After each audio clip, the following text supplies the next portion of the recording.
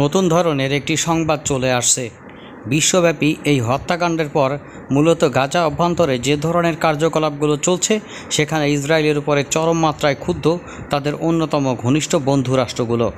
বন্ধুরা, ইউরোপীয় ইউনিয়ন এখনও পর্যন্ত আন্তর্জাতিক সীমারেখা মেনে 1967 সালে যে ইসরায়েল রাষ্ট্রটি প্রতিষ্ঠিত হয়েছিল তার বাইরে যে সকল অঞ্চলগুলো ইসরায়েল দখল করেছে তার কোনো সুষ্ঠু স্বীকৃতি দেয়নি। অর্থাৎ এই অঞ্চলগুলো ইসরায়েলের ভূমি বলে তারা স্বীকৃতি দেয় না।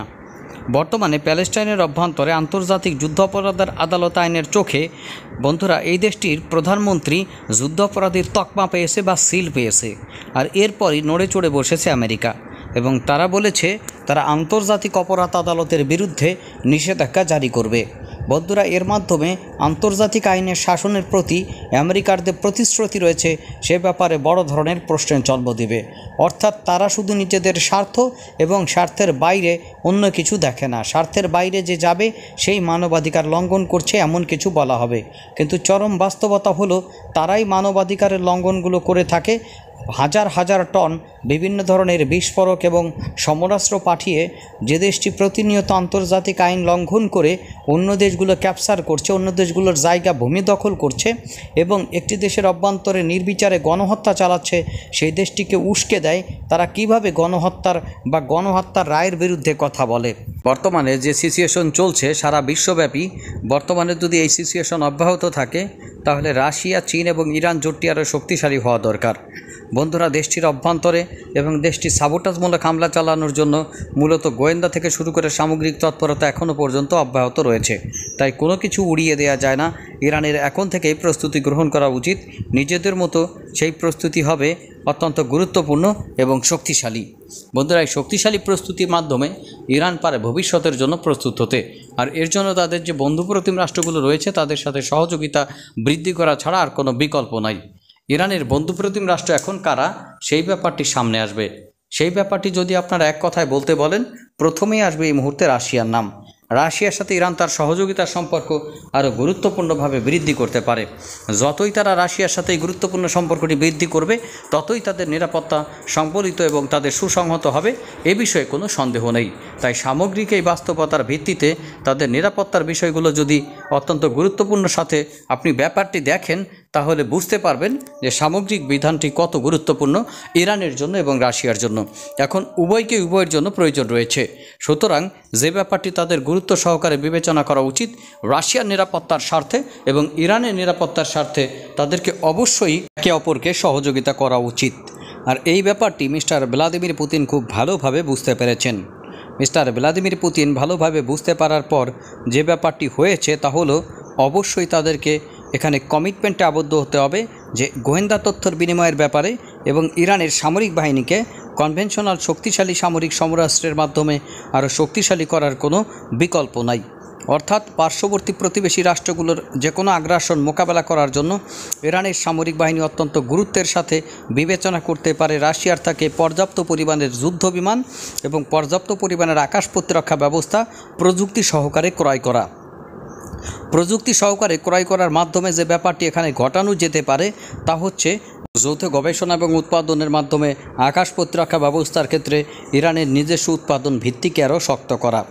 আকাশ প্রতিরক্ষা ব্যবস্থা বলেন, অর্থাৎ ইরানের যে সকল অবস্থানে এখন একটু দুর্বলতা রয়েছে সেই দুর্বলতম অবস্থানগুলোতে প্রচণ্ড রকমের গবেষণা এবং যৌথ মিথস্ক্রিয়ার মাধ্যমে তারা সেগুলো ঢাকতে পারে।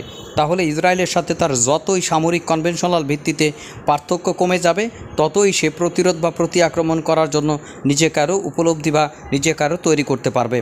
এবং গোয়েন্দা তথ্যের ব্যাপারে, গোয়েন্দা সরঞ্জামের ব্যাপারে, গোয়েন্দা প্রশিক্ষণের ব্যাপারে ইরানের গোয়েন্দা বাহিনীকে বিশ্বমানের হতে হবে। শুধুমাত্র মধ্যপ্রাচ্য নয়, পশ্চিমা গোয়েন্দা থ্রেট এবং আপনার দখলদার রাষ্ট্রটির গোয়েন্দা থ্রেট মোকাবেলা করতে হলে তাদের সমপরিমাণ গোয়েন্দা সক্ষমতা অর্জন করতে হবে।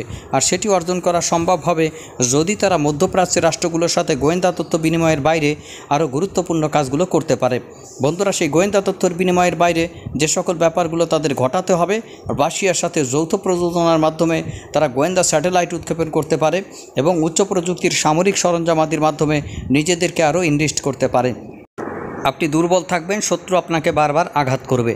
আপনি বারবার আঘাত সহ্য করবেন, শত্রু আরও নতুন করে আঘাতে উৎসাহিত হবে। আপনি যখন আঘাত খাবেন তখন পাল্টা আঘাত করা আপনার দায়িত্বের মধ্যে পড়ে। যখন আপনি শত্রুকে যথাযথভাবে পাল্টা আঘাত ফিরিয়ে দিতে পারবেন, আপনি ততই গুরুত্বপূর্ণ কিছু কৌশলগত সাফল্য অর্জন করতে পারবেন। আর সেই পাল্টা আঘাত পেয়ে মোটামুটি এক প্রকার কুকুরের মতো হয়ে যেতে পারে দখলদার রাষ্ট্রটি। তাই দখলদার রাষ্ট্রটিকে আপনি যথাসম্ভব যত দূর সম্ভব আঘাত করার চেষ্টা করবেন, ততই দখলদার রাষ্ট্রটি আপনার নিজের প্রতি আঘাত বা অন্যের প্রতি আঘাত কমিয়ে দেবে। অর্থাৎ আঘাতের পরিবর্তে যদি আপনি দখলদার রাষ্ট্রটিকে জলমের আঘাত দিতে পারেন বা মারাত্মক আঘাত দিতে পারেন অথবা প্রেশার দিতে পারেন, সে আপনাকে সম্মান করবে, যথেষ্ট মাত্রায় সম্মান করবে এবং সে আপনার প্রতি সাবোটাজমূলক হামলা অবশ্যই বন্ধ করবে। যদি আপনি মনে করেন যে দখলদার রাষ্ট্রটির তরফ থেকে আপনার উপরে সাবোটাজমূলক হামলা এসেছে, তাহলে কখনোই আপনি কোনোভাবে সেটিকে হজম করে নেবেন না। তার পাল্টা আঘাত হিসেবে আপনি যথেষ্ট মাত্রায় যথেষ্ট পরিমাণের ডোজ দিবেন। দেখবেন সেই ডোজে কাজ হয়েছে এবং আপনার উপর যে সকল সাবোটাজমূলক হামলার প্রচেষ্টা বা হামলা এতদিন পর্যন্ত চালানো হয়েছে, তার পরিবর্তে আঘাতের মাধ্যমে আপনি যথেষ্ট সফলতা অর্জন করবেন। অর্থাৎ আঘাতের পরিবর্তে আঘাতই পারে এই আঘাতগুলো বন্ধ করা। সুতরাং আপনি যতদিন না পর্যন্ত পারমাণবিক অস্ত্র নির্মাণে সফল হচ্ছেন বা যতদিন না পর্যন্ত আপনি একটি পরিপূর্ণভাবে পারমাণবিক শক্তি হয়ে উঠতে পারছেন, ততদিন পর্যন্ত এই চ্যালেঞ্জগুলো মোকাবেলা করতে হবে। আর যখনই আপনি পাল্টা পারমাণবিক হামলা চালানোর সক্ষমতা অর্জন করবেন, ঠিক তখনই আপনি এমন ধরনের একটি কৌশলগত বিজয় অর্জন করবেন, শুধুমাত্র প্রতিবেশী শত্রু রাষ্ট্রগুলোর বিরুদ্ধে নয়, পরিপূর্ণভাবে আপনি বিশ্বের বিরুদ্ধে যারা আপনার শত্রু সকলের বিরুদ্ধে একটি বিজয় অর্জন করবেন এবং আপনার সার্বভৌম নিরাপত্তা আরও স্থিতিশীল হবে, পুরো মধ্যপ্রাচ্যটি আরও স্থিতিশীল হয়ে উঠবে। বন্ধুরা, চরম ধরনের এই সকল ত্যাগ স্বীকার করে এখন যে অবস্থায় উপনীত হয়েছে ইরান, সেজন্য তাকে চড়া মূল্য চোকাতে হয়েছে। কয়েক দশক ধরে ইরানের পরমাণু বিজ্ঞানীগুলো, বিশেষ করে ইরানের শীর্ষস্থানীয় পরমাণু বিজ্ঞানীরা স্যাবোটাজ হামলাকারীদের টার্গেটে রূপান্তরিত হয়েছে। এই পর্যন্ত তারা প্রচুর পরিমাণে পারমাণবিক বিজ্ঞানী হারিয়েছে, তাদের শীর্ষস্থানীয় রাজনীতিবিদ হারিয়েছে। এটি তাদের পারমাণবিক কার্যক্রমের একটি চড়া মূল্য। আর এই মূল্য যা তারা এত পরিশোধ করেছে, যদি চূড়ান্ত পর্যায়ের পারমাণবিক শক্তি তারা অর্জন করতে ব্যর্থ হয়, তাহলে এতদিনের মূল্য তার বিফলে যাবে। সুতরাং এত মূল্য যেহেতু দিতে হয়েছে, ইরানি জনগণকে অর্থনৈতিকভাবে, রাজনৈতিকভাবে এবং প্রকৃতপক্ষে তাদের সবচেয়ে ভালো এবং সবচেয়ে মেধাবী শ্রেষ্ঠ সন্তানদের হারিয়ে সেটি আসলে অপূরণীয়। এদের হারানোর ক্ষতি সত্যিকারের অর্থে অপূরণীয়। সুতরাং এই অপূরণীয় ক্ষতি যেহেতু হয়েছে, এখন আর পিছিয়ে আসার কোনো কারণ নেই। এখন শুধুমাত্র এগিয়ে যেতে হবে, সেটি পারমাণবিকভাবে, অর্থনৈতিকভাবে, রাজনৈতিকভাবে এবং বিশ্বে প্রভাব বিস্তারের ক্ষেত্রে। সুতরাং এখন পিছিয়ে না গিয়ে আমি এগিয়ে যাই।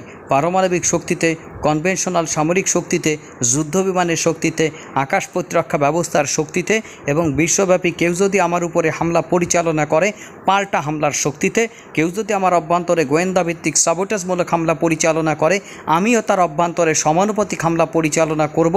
এ ব্যাপারে কোনো হেজিটেশন রাখা যাবে না। আবারও বলছি, আপনাদের কি মনে হয়? অবশ্যই আপনারা কমেন্টস বক্সে আমাদের এই মতামতগুলোর ব্যাপারে মতামত জানাবেন। ধন্যবাদ।